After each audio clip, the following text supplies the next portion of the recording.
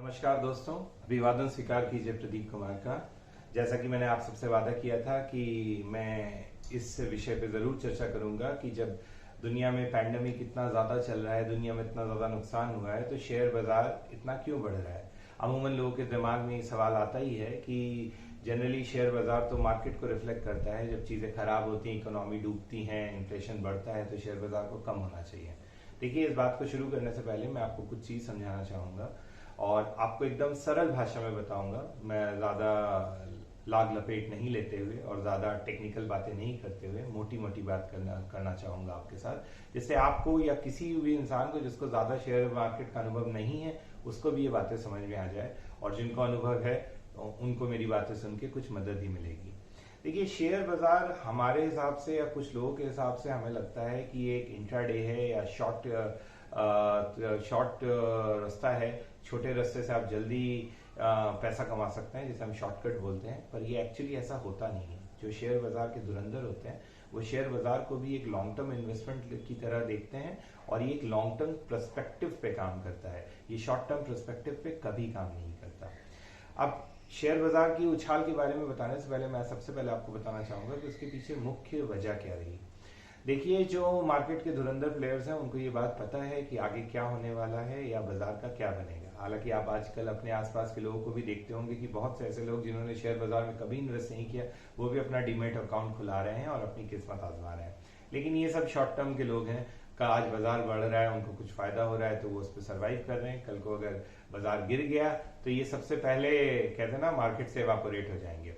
लेकिन अगर मैं लॉन्ग टर्म पर्सपेक्टिव की बात करूं और एक तरीके से ये चेक करूं कि मार्केट में आज की तारीख में किन किन जगहों से इन्वेस्टमेंट में अच्छा रिटर्न मिल रहा है, आरओआई मिल रहा है। अगर आप मेजर सेक्टर्स जहां पे लोग इन्वेस्ट करते हैं उसको देखेंगे तो सबसे पहले सबसे ज्यादा लोग बैंकों में इन्वेस्ट करते हैं। वो तो या तो एफडी लेते हैं, रेकरिंग ले लेते हैं, या पोस्ट ऑफिस में इन्वेस्ट करते हैं, जिससे उनको एक रिटर्न मिलता है। लेकिन आज की तारीख में बैंकों का इंटरेस्ट रेट कम हो जाने की वजह से क्या हो रहा है कि जो इन्फ्लेशन है, जो कि बहुत सालों के बाद 2008-9 के बाद पहली बार 10% के ऊपर चला गया है, जहां पे पेट्रोल की कीमत 105 रुपए को भी कई स्टेट्स में क्रॉस कर चुकी हैं, वहां पे बैंक आपको 3% रेकरिंग पे दे रहा है, 5.5% एफडी पे दे रहा है। यही हाल पोस्ट ऑफिस और बाकी जगहों का भी है। मुख्यतः जो आपको आरओआई मिल रहा है, रिटर्न मिल रहा है, वो इन्फ्लेशन को भी बीट नहीं कर पा रहा है। इससे पहले हम भारत में देखते थे कि कुछ चीजों में इन्फ्लेशन ज्यादा होता था। फूड इन्फ्लेशन अमूमन भारत में कम ही रहता था, लेकिन ये एक ऐसा विरले साल है जहां पे फूड इन्फ्लेशन भी लगभग 10% के आसपास है, कुछ कमोवेश कम ज्यादा। लेकिन इस बार हम फूड इन्फ्लेशन भी बहुत हाई देख रहे हैं। सरसों का तेल जो साल भर पहले 110-115 रुपए लीटर था, वो आज की तारीख में बहुत सी जगहों पे 200 रुपए के पार चला गया है। तेल एक ऐसी चीज है जिसके बगैर हम जी नहीं सकते, वो हमें हर रोजमर्रा की चीजों में लगता है। सेम हाल सब्जियों का है। तो लोगों को क्या लग रहा है, दूसरी चीज, एक और इन्वेस्टमेंट का तरीका होता है गोल्ड। लोग गोल्ड में इन्वेस्ट करते हैं। जिन्होंने 25 या 26 हजार में सोना आज से 5-6 साल पहले खरीद रखा था, उनको तो अच्छा रिटर्न मिल गया है, पर अभी पिछले हम 5-6 महीने से देख रहे हैं कि सोना भी कमोवेश 45 से 48 हजार के बीच में घूम रहा है। तीसरा इन्वेस्टमेंट होता है इंफ्रास्ट्रक्चर में। इंफ्रास्ट्रक्चर के रिटर्न आपको पता ही है। अगर आपने फ्लैट खरीद लिए हैं तो उसके रेंट बहुत कम हो गए हैं। पहले 3.5-4% अमूमन आपको रिटर्न मिल जाता था, फिर आपको ये लगता था कि चलिए आपकी प्रॉपर्टी है जिसमें कुछ ना कुछ ग्रोथ आपको मिल रही है। अभी वो बिल्कुल उल्टा हो गया है। कहते हैं ना, एकदम जो आम आदमी की सोच थी, बिल्कुल उसके बरक्स बाजार चल रहा है। किराए की हालत ऐसी हो गई कि अगर आपको 1 या 1.5% भी इन्वेस्टमेंट रिटर्न मिल जाता है। इसको समझाने के लिए मैं एक छोटा सा एग्जाम्पल देता हूँ। मान लीजिए आपने 50 या 60 लाख का एक फ्लैट खरीदा। समझने के लिए, आसानी से समझने के लिए 50 लाख के फ्लैट की बात कर लेता हूँ। अब सबसे बड़ी चीज, अगर आप उसमें खुद रह रहे हैं तो वो आपके लिए बहुत अच्छी चीज है। उसमें तो फिर क्या ही है, आप उसको किराए से कंपेयर कर लेंगे या आपको ईएमआई से कंपेयर कर लेंगे। अगर आपके पास 50 लाख पूरे हैं तब तो ये आपके लिए अच्छा सौदा है। लेकिन अमूमन जो लोग फ्लैट या घर खरीदते हैं वो कुछ पैसा बैंक से लोन लेते हैं। मान लीजिए आपने आधा पैसा डाल दिया और 25 लाख का आपने लोन ले लिया। अब 25 लाख पे आपको अमूमन लगभग, अगर आपने 15 साल के लिए भी लिया, तो 22 से 23 हजार रुपए इस गिरे हुए इंटरेस्ट में भी आपको मिलेगा। लेकिन अगर वही 22-23 हजार रुपए आप देखते हैं, उस 22-23 हजार में आपको विला मिल जाएगा आज की तारीख में, किराए पे अगर आप लेना चाहते हैं।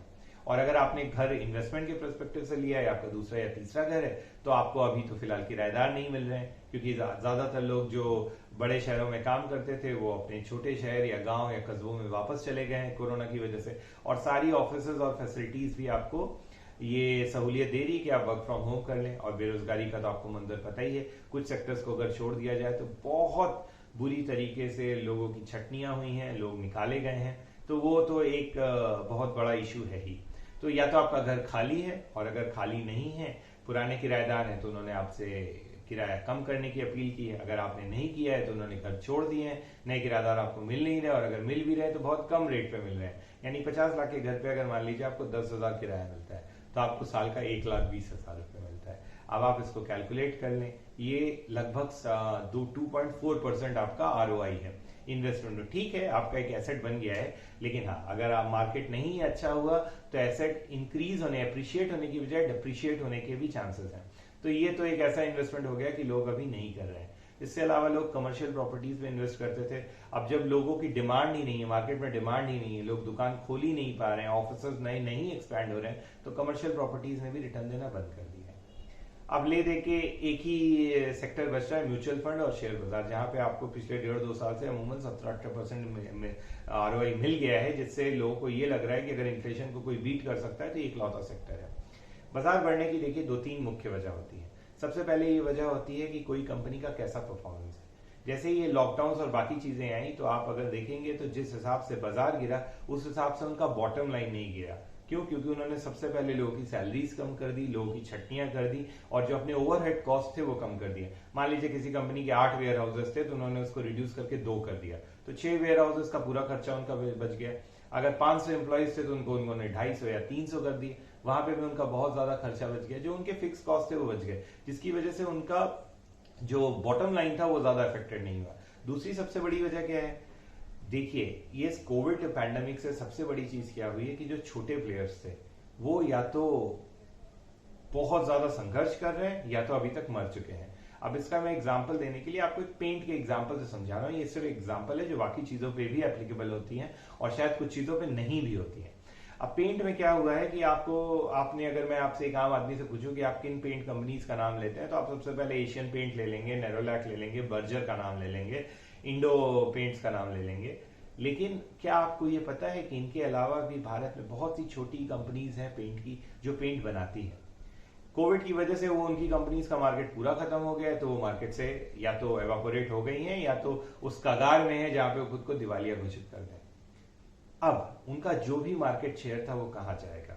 वो मार्केट शेयर इन्हीं बड़ी कंपनियों के पास आएगा जो कि एग्जिस्टिंग प्लेयर है, और जिनको पैंडेमिक से असर तो पड़ा है, लेकिन उनको पता है वो सर्वाइव कर लेंगे, जिसकी वजह से चूंकि इनका मार्केट शेयर बढ़ रहा है तो लोग इस पे इन्वेस्ट कर रहे हैं, क्योंकि आज नहीं कल जब बाजार ठीक होगा, चूंकि इनके पास एग्जिस्टिंग बड़ा मार्केट शेयर होगा जो पहले से ज्यादा बड़ा होगा, तो इनके मुनाफे बढ़ जाएंगे, तो आपका जो इन्वेस्टमेंट है उसमें अच्छा ROI आ जाएगा। ये तो एक फैक्टर हो गया। दूसरा फैक्टर क्या हो गया है कि आज की तारीख में अगर आपके पास पैसे हैं पार्क करने के लिए, तो आपके पास जगह कौन सी है जहां पे जैसा मैंने पहले ही कहा कि आपको कहां पे अच्छे रिटर्न्स मिल रहे हैं, तो उसमें शेयर बाजार अभी तक बहुत अच्छा अपनी सफलताएं दिखा रहा है, और लोगों को बहुत ज्यादा आकर्षित भी कर रहा है। इसके अलावा अगर आप और बात करें कि अभी आप अगर देखेंगे हमारे देश की एक और लोगों की प्रवृत्ति है कि जब शेयर बाजार गिरता है तो लोग इन्वेस्ट नहीं करते, जब शेयर बाजार बढ़ता है तो बहुत सारे डीमैट्स अकाउंट खुल जाते हैं, बहुत लोग इन्वेस्ट करते हैं, जिससे एक कम वेज तो ज्यादा या कम मार्केट को बूस्ट ही मिल रहा है। अब आपको मैं एक छोटा सा एग्जांपल दूंगा कि RBI के गवर्नर कहते हैं कि ये बबल है, फट सकता है, लेकिन शेयर बाजार अगले दिन मुंह चढ़ा के फिर बढ़ जाता है। तो ये सारे फैक्टर्स हो रहे हैं शेयर बाजार में मोटा मोटा। आपको क्या करना चाहिए? मुझे लगता है कि अगर आप शेयर बाजार के पुराने दिग्गज प्लेयर नहीं है तो आपको संभल के खेलना चाहिए, क्योंकि ये इसमें बहुत ज्यादा रिस्क इन्वॉल्व होता है। देखिए, बैंकों में इंटरेस्ट कम हो सकता है, इंफ्रास्ट्रक्चर में आपको रिटर्न कम मिल सकते हैं, लेकिन इनकी वैल्यू कभी जीरो नहीं हो सकती। पर ऐसा आप दावा शेयर बाजार के लिए नहीं कर सकते कुछ शेयरों को अगर छोड़ दिया जाए। वैसे आपकी जानकारी के लिए बता दूं कि जो मेजर शेयर्स हैं, जो मेजर प्लेयर्स हैं, उन्हीं में एनॉर्मस ग्रोथ देखी गई है। जैसे बजाज फाइनेंस बहुत बढ़ गया है, एशियन पेंट्स बहुत बढ़ गया है, नेरोलैक जो कि एक वन ऑफ द लीडर है उसके भी शेयर्स काफी बढ़ गए हैं, नेस्ले के शेयर्स बहुत बढ़ गए। मतलब जो लीडर्स हैं उन्हीं के शेयर्स बढ़ रहे हैं। ऐसा नहीं कि हर एक बैंकों के या हर छोटी कंपनीज के शेयर बढ़ रहे हैं या पूरा मार्केट बढ़ रहा है, लेकिन चूंकि निफ्टी और सेंसेक्स टॉप 30 या टॉप 50 शेयर्स की बात करता है, तो वहां पे आपको ग्रोथ मिल रहा है। तो आप समझ बूझ के इन्वेस्ट करें, और इस पे हमेशा ही एक रिस्क इन्वॉल्व रहता है, तो उस रिस्क को उठाने के लिए तैयार रहें। दूसरा, आपके मन में ये सवाल आएगा कि बाजार नॉर्मल कब होगा, या जिन्होंने इन्वेस्ट नहीं किया उनको मौका कब मिलेगा। देखिए मैं आपको बता दूं कि आज की तारीख में सारे शेयर बाजार अपने पी रेशियो के हिसाब से बहुत ज्यादा आउट परफॉर्म कर रहे हैं। तो मुझे लगता है कि जब बाजार नॉर्मल हो जाएगा, जब चीजें ठीक हो जाएंगी, तो शेयर बाजार में एक अच्छा खासा करेक्शन आएगा जिसमें आप भी अपनी किस्मत आजमा सकते हैं। और हमेशा याद रखिए, वॉरेन बफेट ने एक बात कही थी कि स्टॉक्स हो या सॉक्स, हमेशा सस्ता खरीदना चाहिए, तभी आपको अच्छे रिटर्न मिलते हैं। ये मेरे हिसाब से बाजार का वो टाइम नहीं है जब आपको इन्वेस्ट करना चाहिए। आप चाहें तो अभी थोड़े अपने पैसे बचा लें और उसको संभाल के चलें, आपको मौका जरूर मिलेगा इन्वेस्ट करने का। दूसरी सबसे बड़ी चीज, आपको ये भी लग रहा होगा कि बाजार में इतने सारे लोगों की नौकरियां चली गई, तो शेयर बाजार में इन्वेस्ट कौन कर रहा है। देखिए आपको सबसे पहले ये समझना पड़ेगा कि भारत लगभग 140 करोड़ लोगों का देश है। अगर मान लेते हैं कि इसमें से 100 करोड़ या 80 करोड़ लोग पैसा कमाते थे या रोजगार में थे, और उसमें से आधी जनता के भी रोजगार चले गए हैं, 40 करोड़ लोगों के भी रोजगार चले गए हैं, फिर भी इस देश में 40 करोड़ लोग हैं। अगर आप आबादी के हिसाब से देखेंगे तो चाइना और भारत के बाद 40 करोड़ आबादी किसी देश की नहीं है।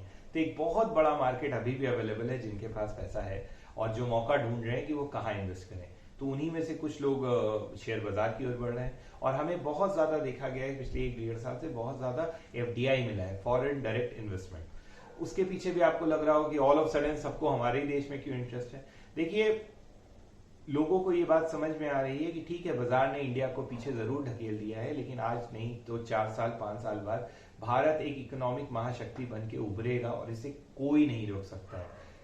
यकीन जानिए, आपके आज दिल में कुछ भी चल रहा होगा, लेकिन जो भारत सरकार की चीजें हैं, और हर चीज का एक साइकिल होता है, वैसे ही भारत का भी एक साइकिल आ रहा है। 4 या 5 या बहुत ज्यादा 6 या 7 साल में भारत एक बहुत बड़ी आर्थिक महाशक्ति बन जाएगा।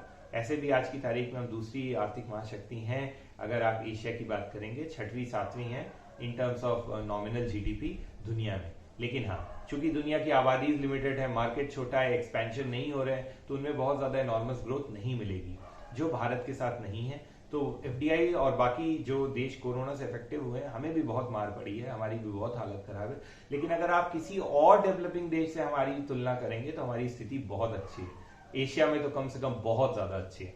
अगर आप पाकिस्तान से कंपेयर करेंगे या किसी और देश से कंपेयर करेंगे, म्यांमार से कंपेयर करेंगे जहां पे कूच लग गया है, पाकिस्तान की हालत तो आपको पता ही है। अभी कराची जो उनके यहाँ पे सबसे ज्यादा पैसा जमा करता है, या सब जैसे हमारे यहाँ मुंबई है वैसे ही कराची पाकिस्तान के लिए, वो आज की तारीख में दुनिया का वन ऑफ द मोस्ट कहते हैं कि मिसमैनेज सिटीज में से आ गया है, जहां पे हर जगह आपको कचरा दिखेगा, लिटरिंग ऑल अराउंड वाले सिटीज में आ गया है, जहां पीने का पानी तक नहीं है। तो ऐसे हालात में दुनिया के जो बड़े इन्वेस्टर्स हैं और जिनका काम ही होता है बाजार में खेलना, उनको दिख रहा है कि भारत में एनॉर्मस ग्रोथ है और इसी वजह से वो भारत की बड़ी कंपनियों में अपनी हिस्सेदारियां लगातार खरीद रहे हैं। आपको मेरा ये वीडियो कैसा लगा, आप कमेंट करके बताएं। मैंने कोशिश की कि इस बात को बहुत ही सरल शब्दों में कवर करूं। अगर आप किसी और वीडियो में भी चाहते हैं कि मैं किसी और टॉपिक में भी वीडियो बनाऊं, तो आप मुझे कमेंट में लिख सकते हैं और मैं कोशिश करूंगा कि अपना दृष्टिकोण उस पहलू पे रख सकूं। धन्यवाद। सुरक्षित रहिए, खुद का ख्याल रखिए और एक बात याद रखिए, केसेस जरूर भारत में कम हुए हैं, लेकिन पैंडेमिक अभी तक गया नहीं है और तीसरी वेव शायद आ सकती है, क्योंकि हमारे बहुत से डॉक्टर्स, रणदीप गुलेरिया जो एम्स के डायरेक्टर हैं, उन्होंने भी कहा है कि it is inevitable, and government भी कह रही है कि मैटर ऑफ कंसर्न। तो इन बातों का ख्याल रखिए, अपने और अपने घर वालों के, अपने चाहने वालों की हिफाजत करिए और खुश रहिए, देखते रहिए स्टे ट्यून्ड।